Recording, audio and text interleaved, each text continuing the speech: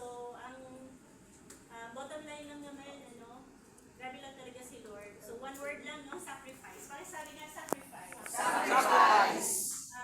Yung pinasukan po natin, hindi talaga siya madali. So, hindi ako mga hype na million, makukuha natin yung pangarap natin, agad-agad. Hindi siya madali. Pero kung sabi nga, it's all worth it. Worth it. Worth it.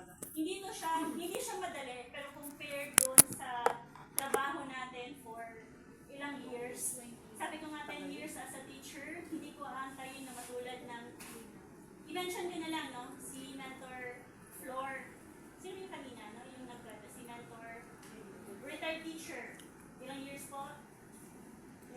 36 years. Ilang years na, teacher? 18 years. Diba? Karamihan may mga sakit talaga dito, no? Pag-teacher. Pero ako nag-retire na ako 10 years.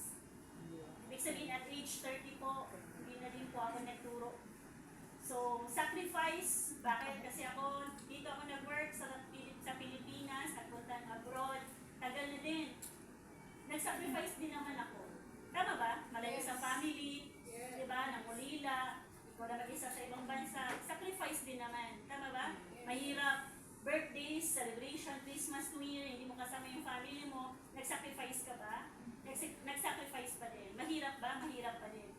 Pero kung pipili man ako ng path or yung, kumbaga, pupuntahan kong gagawin ko sa buhay, nakita ko po yung ayaw mo.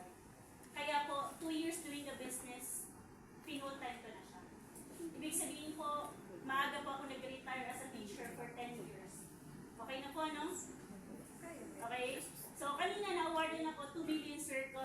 Hindi siya madali, no? But thank you, Lord, kasi natungtong natin yung next million. Pag may second million, may third million, fifth million. Yes, kay Mentor dyan, no? Grabe.